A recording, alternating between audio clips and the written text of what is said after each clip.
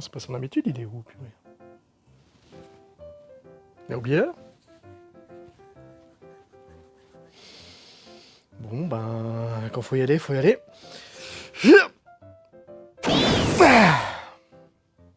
Ah, parfait. C'est compliqué de t'invoquer, hein. Tu viens de me sauver la vie. J'étais en train de jouer à Discordia, puis j'allais passer premier joueur. Ah, ça tacle gratuit comme ça, toujours. Je vois pas du tout de quoi tu parles. Bonjour. Bonjour. Ça va Ça va et toi, ouais. Ah, super, super. Je croyais que t'avais oublié l'heure, donc je me suis dit... Oui. Bah oui, j'étais en train de jouer à Discordia. Ah oui, mais forcément, oui, je suis con un peu des fois. Bah, en tout cas, là, cette fois, je t'ai demandé pour Bardwood Go. C'est un jeu où on va avoir plusieurs interactions, on va devoir planifier sur plusieurs tours Ok. des cartes qui vont donner des effets. Là, la particularité, c'est qu'on va avoir des phases qui sont découpées avec une phase de composition. Après, on a une phase de chant. Et on termine avec une phase de pause. Comme on va jouer des bardes pendant des centaines d'années, la région de Bardwood Grove était un haut lieu touristique et de culture du chant. Mais elle a été fermée à cause de la guerre, et du coup, là, ça commence à rouvrir, et des bardes qui viennent refaire leur présentation. Donc on voit qu'on a différents fans qui vont nous rejoindre. Donc c'est assez sympa, il y a un petit peu d'humour sur les cartes, c'est assez bien illustré, c'est un petit peu dans les mêmes veines justement que Margrave de Valéria pour les illustrations. Comment ça va se jouer? Déjà là j'ai fait la mise en place pour 2 joueurs. Ok. Il y a ici 5 diamants par joueur, donc 2 x 5. 12. Oui, j'ai bien fait de t'interrompre pendant Discordia, dis donc. Et 2 x 7. 23. 22, mais tu y étais presque. Ah, ok. Je saluerai l'effort. On a des petits événements qui sont placés aussi en haut. Donc il y en a un certain nombre par saison. Il y a une mise en place spéciale qui nous permet de les choisir ou bien de faire à chaque fois un petit peu une continuité, de passer d'un mouvement, d'une saison à l'autre. Ouais. Là, j'ai mis un peu au hasard, j'ai mis l'été vu que c'est 2 saisons. Donc on a nos petits bardes qui sont représentés ici. On va avoir notre petit plateau. Ils sont bien stylés quand même, hein. Ils sont bien stylés, mais ils ont un petit peu... tu vois, par rapport à l'image de base, je trouve qu'ils ont... je t'ai mis une elfe, hein, c'était pas contre toi, mais... Ok. La zone de départ, représentée par la petite charrette qui est ici. Comme on est à 2 joueurs, il y a une mise en place un petit peu spéciale. Sous chaque événement, normalement, on prépare 2 monstres, et dessous, il y a un monstre, un boss. Donc là, il y a 2 monstres et le boss, tandis que là, on enlève un monstre classique. D'accord. Et on laisse le boss pour la fin. Il peut faire un peu peur comme ça, hein, de prime abord, enfin, t'as l'habitude, mais... Moi, ça va. Il y a pas beaucoup trop à de pleurer, choses. quoi. Il y a beaucoup de choses et c'est plutôt bien représenté. On voit avec tous les éléments à chaque fois. C'est assez clair une fois qu'on aura un petit peu repassé dessus. Et puis finalement, la structure d'un tour, c'est quelque chose qui sera entre guillemets assez rapide parce que ça va jouer de la manière suivante. On va essayer d'avoir le plus de renommée possible ici. Et pour gagner cette renommée, donc, on va soit avoir des diamants verts comme ceci qui sont de la renommée qu'on gagne immédiatement. Donc à ce moment-là, on prend dans la première réserve. Une fois que la première réserve est vide, on attaque la deuxième réserve. Celui qui prend le dernier diamant dans la zone ici, en fait, des gemmes, il a 2 gemmes supplémentaires qu'il prendra dans la réserve. Et après, on a en bleu, comme ceci, les gemmes. Ça veut dire que c'est des cartes qui vont nous rapporter des points, mais à la fin de la partie, quand même, on les comptera... Les fameux points de fin de partie. Exactement, qu'on compte... À la fin de la partie. Quand la partie est finie. Une fois qu'on a terminé de jouer. Oui, c'est ça, ouais. Ah, ok, Voilà. d'accord. Bah, j'étais pas sûr. Non mais, non mais moi j'avais un doute aussi, mais t'as bien fait de préciser. C'est bien. Le joueur qui commence, c'est celui qui tient le plus longtemps la note. Non, on va pas... Tu peux commencer. Ah, merde. Si j'avais su que c'était si facile. On verra que c'est important parce qu'on peut faire des duels de bardes après. Oh mon, des duels de... Et pas des duels de barbe. Ouais, Ah, parce que là, t'as gagné là, d'office. c'est moi qui gagne. Voilà, exactement. On fait la phase de composition, c'est ce qu'on va faire le plus classiquement. Durant notre phase de composition, donc, on va tirer, je te laisse tirer 2 petites cartes, ici. Ok. On a toujours 2. Au début, il va falloir sortir aussi notre carte d'instrument et la carte de super fan qu'on va mettre dans la défausse, et l'instrument, lui, il restera toujours ici, c'est ce qui nous permet de jouer notre musique. Lui, il va jamais partir dans la défausse. Dans notre main, on va avoir normalement 2 cartes composition. Si tu tires une carte comme ceci, qui est une carte qu'on appelle d'impro, qu'on revoit un petit peu ici, ça c'est des cartes de compétences, et ça c'est des cartes d'impro. Donc la carte d'impro, tu peux la mettre directement à côté de ton instrument. D'accord, donc je le mets là. Exactement, et maintenant, comme il faut que tu ailles 2 cartes de compétences, tu en repioches une. C'est ça. Comme on voit, elles sont assez bien explicitées aussi. Expédié, oui. Voilà. Donc durant notre phase de composition, c'est ce qu'on va faire le plus souvent. On a donc ces 2 cartes de compétences. On va en choisir une qu'on va mettre dans la défausse et une autre qu'on va mettre dans notre zone de champ ici. Ces 2 cartes, elles vont nous offrir des bonus comme on voit ici en bas. Donc là par exemple, moi si je décide de me défausser de celle-ci et d'ajouter celle-ci dans ma zone de champ, c'est-à-dire que je vais gagner 2 de tonalité, donc je vais monter ici, et je tourne de 2 mon tempo. Donc je tourne de 1, on voit que c'est séparé, et 2. Là, par exemple, je le tourne de 2. Donc maintenant, ce qui me reste à faire, c'est je gagne 3 de déplacement. Je peux déplacer donc mon barde de 3 et ou le bateau ici en haut, dans la rivière, de 3. Donc je peux séparer, je fais comme je veux. Donc je peux très bien dire, je déplace mon barde de 2, là par exemple 1 et 2, et de 1 le bateau. Si à un quelconque moment, par exemple plus tard quand je ferai la chanson, je gagne du déplacement, je pourrai uniquement déplacer le bateau. Parce qu'on peut se déplacer que pendant notre zone de composition, déplacer notre barde de cette manière. Ma phase de composition est finie. D'accord. Donc la phase de composition, si elle est finie, si j'ai fait le tour ici, donc ce petit symbole est revenu au début, je débloque la clé et je devrais la mettre là, et il y aura une phase de chant. Là, c'est pas le cas. D'accord. Donc je repioche. Je passe en phase de pause, en fait. Donc, piocher 2 cartes jusqu'à avoir 2 compétences comme avant. Donc, j'ai une impro, je la remets ici, et je repioche une autre carte. Okay. Sachant que si j'avais pioché, par exemple, le fan, il irait directement dans la défausse, et je choisis un des 2 effets. Il y a une petite flèche, on voit. Donc, soit je pourrais gagner une pièce, soit je pourrais augmenter ma tonalité de 2. Donc en fait, ce qui est indiqué avec un petit symbole en vert comme ceci, c'est ce qu'on gagne, et ce qui est indiqué avec un symbole rouge, par exemple ici, c'est ce qu'on paye. Donc là j'ai fini, donc là ça serait à toi. Ok, donc très bien. Bon, donc, moi je laisse faire un petit tour comme ça pour voir. Parce alors moi j'ai 2 cartes là, du coup là je vois que j'ai une différence, c'est quoi ça? Alors ça c'est justement, tu montes de 2 dans la tonalité et tu ferais 2 tours. Je tourne de 2, là je monterai de 1 et je tourne de 1. Exact, comme il n'y a pas de valeur à dire, c'est un seul. Puis ça sera dans ta zone de chanson, j'y viendrai après, là c'est juste pour l'exemple, donc là c'est égal, donc suivant ce que tu veux. Donc, celle que tu défausses. Je fais l'effet du bas. Voilà. Donc je fais ça. Oui. Donc j'avance ma tonalité de 2. Et tu tournes ton tempo. 1 et 2. Oui. Et celle-ci va dans ta zone de chanson. Elle vient là. Exactement. Et puis voilà.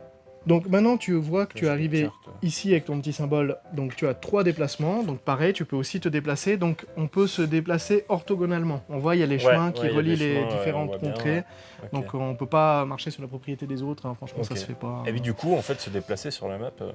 Voilà. Donc on va venir, ça sera à la phase de chant, donc là pour l'instant si tu vois pas trop, je te laisse quand même te déplacer, on verra, ou le bateau comme tu veux, tu peux très bien rester là si tu veux. Je pense que je vais avancer de 3, parce que j'ai 3 mouvements. Ouais, ok. 3 mon bateau. 3 ton bateau, ok. Bon, alors on y va. 1, 2 et 3. Voilà. Comme ça, là, tu finis donc la phase. Tu repioches 2 cartes vu que tu passes en phase de pause, vu que tu n'as pas passé ici. Hop. Et puis... 1, 2, ok. Voilà, maintenant on allait un petit peu plus vite. Donc en réfléchissant un petit peu, là je vois que j'ai 2, donc je vais peut-être vouloir mettre celle-ci ici. Je défausse celle-ci. Comme je défausse celle-ci, je monte de 2 ma tonalité. Je fais 2 fois le tour avec le tempo. Donc, comme j'ai fait le tour ici, je suis passé par la clé. Je vais mettre la petite clé ici pour me rappeler que j'ai une phase de chant cette fois. Okay. Exactement. Alors, je vous rassure, je ne vais pas chanter. Mais mon barde va chanter. T'as pas intérêt à chanter. Non, parce que sinon, je sais que tu as proféré des menaces à mon encontre. Et puis, je me suis rentré. Je te jure, je vais te... Tu es pas un maître chanteur. Je vais te ramener un pion premier joueur de Discordia. Oh non, celui de Northgard plutôt. Non. Mais n'empêche, tu sais, quand tu marches sur un Lego, oui. Je me demande ce que ça fait. Ah ouais, bah putain.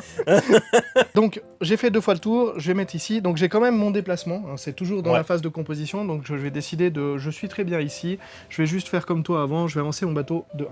D'accord. Maintenant, c'est là qu'il y a un petit peu le plus de planification parce que c'est vraiment en 2 temps. Donc on a un petit peu nos déplacements où on va se rendre. Et maintenant, il y a ma phase de chant. Donc ma phase de chant, je peux activer n'importe quelle de ces cartes dans l'ordre que je veux. Okay. Je suis pas obligé de les activer si je veux pas. C'est là que tout le jeu va se faire. Donc je vais t'expliquer maintenant les différents lieux et puis un petit peu ce que ça va faire. Donc là, on voit que chaque instrument a un peu une particularité qui lui est tout le temps. Il y a une flèche comme ceci avec un... Ouais, d'accord. Voilà, donc là tu payes 3 de tonalité exactement pour gagner, ils appellent ça des paroles, et de la parole et mélodie.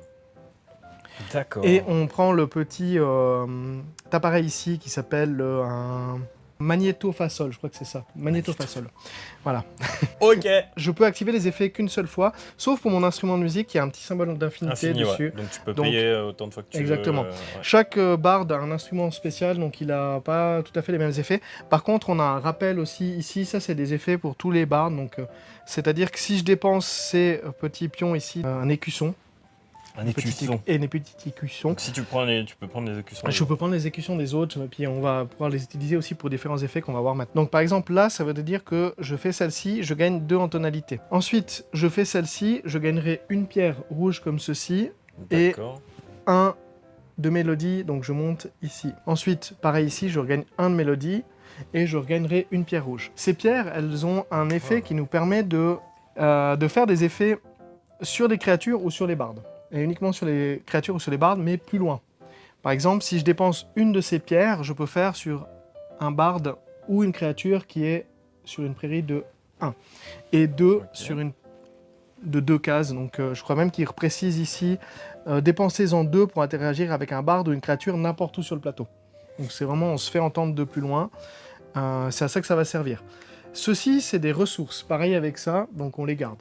Par contre, là, ce que je dépense je le perds. Donc là, maintenant, je pourrais utiliser les effets qui sont dans les différents lieux à côté de moi. Donc ça, c'est la phase de chant. C'est maintenant qu'on va interagir justement avec... Donc moi, je suis ici. Ah, donc en fait, on fait pas les phases de chant en même temps. C'est-à-dire, toi, tu as une phase de chant, tu fais ta phase de chant, puis après, tu auras ta phase de pause. Exactement. Après, on va... Maintenant, je fais tous mes effets. J'active dans l'ordre que je veux. Hein. Aussi les cartes et les lieux. On peut interagir, comme je te disais, avec n'importe quel nombre de lieux, mais qu'une fois par contre. Donc je peux faire que l'effet une fois ici, l'effet une fois là, et l'effet une fois ici. Les différents lieux, ici, ça, il y a des zones, ici, où c'est des zones de créatures, qui sont un peu dans la forêt. Les créatures, on peut soit aider, soit apaiser. Aider, ça veut dire que je prends mon petit écusson, et que je le place ici. C'est l'effet qu'on a là. Ça te coûte... Un rouge. Un de rouge, ok, ouais. Et je place mon écusson dessus. Par contre, plus tard, quand quelqu'un apaisera, que ce soit toi ou moi, on regarde la valeur de la créature. Donc ici, je vois que je dois arriver à 4 rouges normalement pour pouvoir l'apaiser. Mais c'est marqué -1 par écusson qui sont dessus. Ah, donc ça coûte plus que 3. Maintenant, ça coûte plus que 3 pour toi ou pour moi. Par contre, on peut avoir que 1 écusson par créature. Donc je pourrais pas en mettre un deuxième ici. Ouais. Au mieux... tu peux l'apaiser pour 2 de chant. Si tout le monde le fait, Voilà, pour le coup, là, pour le coup, on est que 2. Voilà, mais si on serait à plus, effectivement, tu pourrais l'apaiser gratuitement. L'intérêt, c'est que quand tu apaises une créature, tu gagnes immédiatement le bonus qui est indiqué ici en bas. Donc là, je gagnerai une gemme, et sauf s'il y a des événements des fois qui vont te dire que non, et 3 de tonalité. L'autre intérêt aussi, c'est que moi, comme j'ai aidé à apaiser cette créature, moi aussi, même si c'est toi qui l'apaise, je vais quand même gagner ce qui est là. Celui qui apaise la créature, il prendra la carte, il révèle la carte qui est dessous. Il prend aussi, par exemple, c'est toi qui apaises cette créature, donc tu prends mon jeton. Si c'est moi qui apaisais la créature, je peux pas avoir mes propres écussons. Donc ils sont remis dans la... Ah, tu peux avoir que les tiens. Que ceux des autres, exactement. Donc là, si c'est toi qui apaises la créature, tu gagnes mon petit écusson. On a en emplacement ici pour mettre 2 créatures. Donc là, la créature, elle est apaisée. On va voir après un autre effet qui nous permettra de récupérer cette carte. Le jeton ici, c'est en dépensant à ton tour, donc à la phase de chant, tu pourrais dépenser un écusson pour gagner une pièce ou une pierre comme ceci, une pierre de tonalité. Donc c'est comme ça qu'il l'appelle. Pierre acoustique, pardon. Une pierre acoustique. Qui permet d'harmoniser. Voilà. Il y a des indices sur certaines choses dans cette vidéo. Qui permet d'harmoniser, donc c'est-à-dire qu'en la dépensant, je peux augmenter la valeur de l'un ou de l'autre. Je peux en dépenser 2 pour monter 1 et 1, ou 2 dans un de ce que je veux. Toutes les cartes, peu importe que je les ai utilisées ou non, une fois que j'ai fini de chanter, donc ça c'est par exemple, je peux plus interagir avec ça, c'est perdu, et ça ensuite, ça va dans ma défausse, exactement. Donc ça viendrait ici. Pour des raisons pratiques, je vais pas les mettre là, mais... Ah ouais Tu veux pas essayer? Non, je vais pas. Il y a que l'instrument qui va rester. On a vu les créatures, ce qu'on pouvait faire. La carte nous rapportera aussi un point à la fin de la partie, vu qu'il y a le petit gemme bleu. Dans ces différents lieux, il y a des lieux de créatures. Il y a des lieux dans lesquels on peut raconter des histoires, raconter des légendes, en fait. Et c'est là aussi que le petit bateau va intervenir. Petit bateau, pas de publicité pour de marque de... De toute façon, je crois que ça n'existe plus. Raconter une légende, là je dépense en paroles le coût d'une légende qui est indiquée ici. Donc 4, 6 ou 8. Sachant qu'il y en aura forcément une qui est révélée au début de la partie. Donc je dis, je vais faire cet effet ici. Je paye 4 en paroles. Je retourne la carte dans la zone où j'ai le niveau où j'ai fait, mais il y a 1, 2 et 3. Donc on voit qu'il y a un petit peu, à la place de Beowulf, il y a Léo Wolf, il y a un petit peu, il y a Game of Thrones aussi à la place de Game of Thrones. Je tourne la carte et je gagne un diamant. Maintenant, j'ai un autre effet aussi. Je peux prendre un petit jeton, le placer sur un du même niveau que j'ai fait. Donc soit je peux le faire ici, soit je peux le faire là. Si je remplis les conditions ici à la fin de la partie, ça va me rapporter... Ouais, c'est des missions, exactement, c'est ça. Tout ça ouais, sachant qu'après, là, elles sont beaucoup plus dures, mais par contre, elles vont rapporter aussi plus de points en contrepartie. Donc le petit bateau, il va intervenir maintenant. Je peux décider de reculer mon bateau. Je le renvoie à sa zone de départ, et là, ça me paye le coût en moins pour faire l'histoire de raconter une légende. Donc là, je paierai 1 en moins, donc ça me coûterait que 3, ou que 5. Par contre, si je suis ici, ça me coûte 3 en moins, donc je paierai que une parole pour faire celle-ci, pour raconter cette légende. Par contre, mon bateau est renvoyé tout au bout là-bas. Ouais, t'as triché là, t'as avancé d'un de trop là. C'est bien possible. Ah oui, t'avais bougé de 2 là. J'ai bougé de 2 mon barde ouais. et... Oh purée, t'es attentif hein, cette fois. Ça se voit que t'étais sur Discordia, que t'étais focus. J'étais au taquet là. T'étais à prendre le premier jeton. Pas du tout. Le premier joueur. J'avais pas envie. Tu le voulais. Non. Bon. Il y a des lieux de conversion. On paye, donc ils sont en vert, jaune ou en violet comme ceci. On voit, on paye toujours ce qui est indiqué à gauche pour gagner ce qui est indiqué à droite. Donc là, je paye 2 en parole pour gagner 2 en pièces. Là, je paye 2 en mélodie pour faire l'effet qui est indiqué par un des petits fanions ici. Donc je choisis lequel, par exemple celui-ci, je gagne 3 pierres comme ceci, après je le tourne de l'autre côté. L'autre option, c'est je choisis de gagner toutes les gemmes. Par exemple, si c'était comme ça, je peux dire je gagne 2 gemmes. Par contre, je retourne maintenant de l'autre côté, de nouveau, les deux. Ah, parce qu'il n'y a que des gemmes de l'autre côté en fait. Ouais, exact. Ah, d'accord. Donc, ouais, tu pourrais te retrouver à gagner 4 gemmes d'un coup. Exactement. Mais par contre, tu les retournes de l'autre côté, donc tu vas te dire, est-ce que je vais garder plus tard, mais peut-être que l'autre va bénéficier du bonus. Enfin, voilà, il y a des petits trucs comme ça assez sympas. D'accord. Il y a des lieux d'achat, en fait, qui sont symbolisés en fait par ceci. Donc ça veut dire que dès qu'on est à côté, si je suis ici, je pourrais acheter ici. Ah, donc tu as une petite partie d'avec bulle d'ange. Exactement, et un peu comme dans un autre jeu qu'on a fait dernièrement avec un magnifique pion premier joueur, qui s'appelle Northgard et qui va bientôt avoir un Kickstarter qui va relancer et qui va rajouter des... Bon, je vais m'arrêter sur... Encore. Il va y avoir des nouvelles extensions, des nouveaux clans et tout. Bon, bref. Cet homme est très fan. Cet homme est très fan de Northgard, le jeu vidéo et le jeu de plateau. On a le coût qui est indiqué, cette fois, par le marché, ici à nous. Ok. Donc si je veux prendre une carte ici, je paye d'abord une pièce. Je prends forcément la première carte qui est visible. Ouais. On peut regarder, les cartes elles sont ici, je peux les regarder à tout moment, par contre je ne dois pas changer l'ordre. Et je peux payer une pièce supplémentaire, peu importe où c'en est ici. Par exemple c'est 2, je paye 2 pièces pour prendre la première carte, et je pourrais payer une pièce en plus pour choisir. Prendre une en plus, exactement. Une en plus? Oui. Ah ok. Et je choisis la deuxième.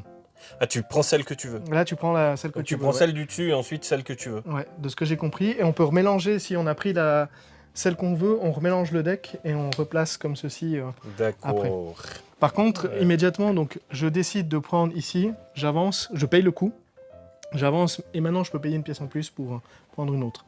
Et tu ravances de nouveau du coup? Non, tu avances pas là. Ah, tu avances pas? Non, tu peux le faire une fois, tu avances qu'une fois. Et tu peux payer une pièce pour prendre une carte encore en plus. Voilà. Il y a 6. Enfin, il y a 12 cartes, mais il y a peut-être moyen, il y a des modules qui rajoutent des cartes supplémentaires, mais ils disent on met 6 cartes. Ah ouais, mais il y a des modules. Il y a plein de modules, ça a l'air trop bien. Ok. Donc, lieu boutique, pour dire qu'on peut, dès qu'on est à côté, on peut acheter en regardant justement le prix de la charrette, donc le prix du marché. Un autre lieu et un autre lieu encore, la banque, et après on a fini pratiquement le tour du jeu. La banque ici, on peut prendre un de nos marqueurs, de petits écussons, on le met à la banque et je gagne le nombre de pièces de l'endroit où est la charrette. Donc là tu gagnerais 2. Exactement. Là où se trouve la charrette. Sachant qu'on ne peut pas faire l'action si on n'a plus de...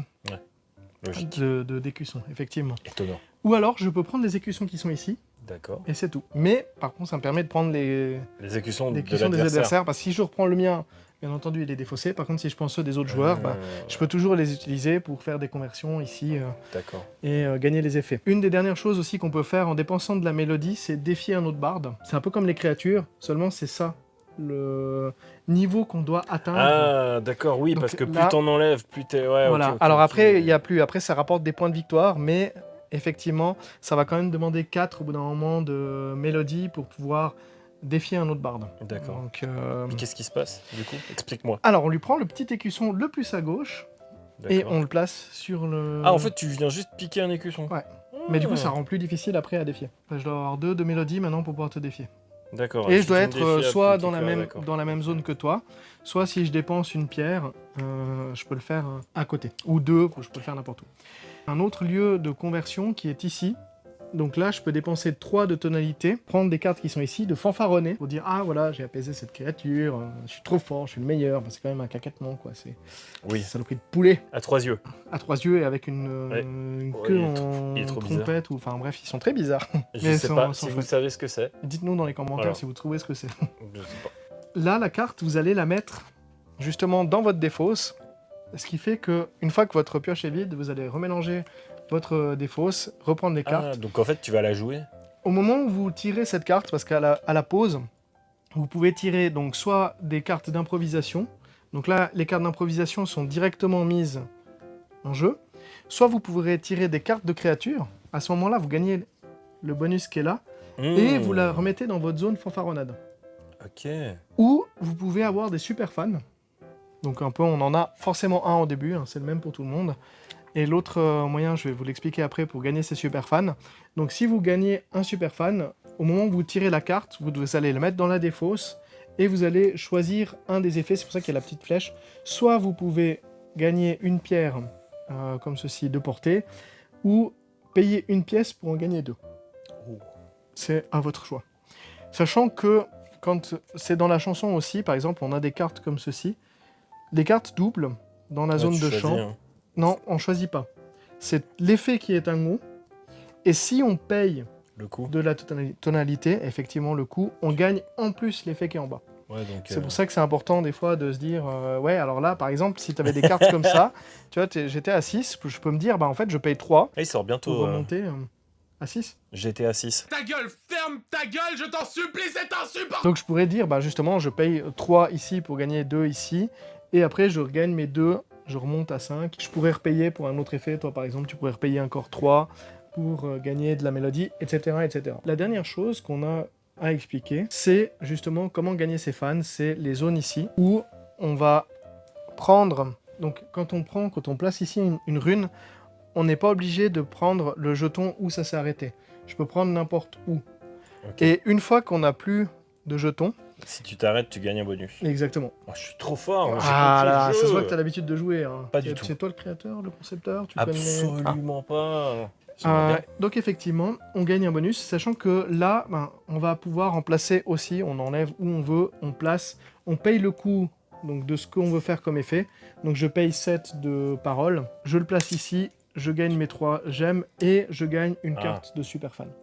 La première. Et ça, on est d'accord que c'est à la phase de chant que tu fais ça. Ça, c'est tout ce que je viens d'expliquer là, c'est à la phase de chant. Ok. Uniquement. Et après, une fois que la phase de chant est finie, donc on reprend, on pose et on repart. Donc là, j'enlève toutes mes cartes. Je vais remettre ma petite clé ici pour dire que voilà, ma phase de chant, elle est finie. J'étais ici. Et on repioche les cartes. Tac. Ah bah j'ai une carte de super fan. Je choisis un des effets que je vais appliquer. Et je repioche une carte vu que je dois avoir 2 cartes de compétences en main. Donc les cartes, on les prend super fan ou les cartes qu'on prend ici, elles vont dessus la pioche. Et les cartes de créatures, elles vont dans la zone de fanfaronnade. Une fois qu'on fanfaronne, elles vont dans la défausse. Puis si on les tire, on gagne l'effet et elles reviennent dans la zone fanfaronnade. Ça m'a l'air assez simple. Je vais tester tout ça chez Xavier. Xavier, prépare-toi, j'arrive. C'est tout bon ? Tu veux retourner à ta partie Discord ? Non. Toujours un plaisir d'aider. Bon bah, du coup c'est toi qui as le plus de mipel, alors voilà.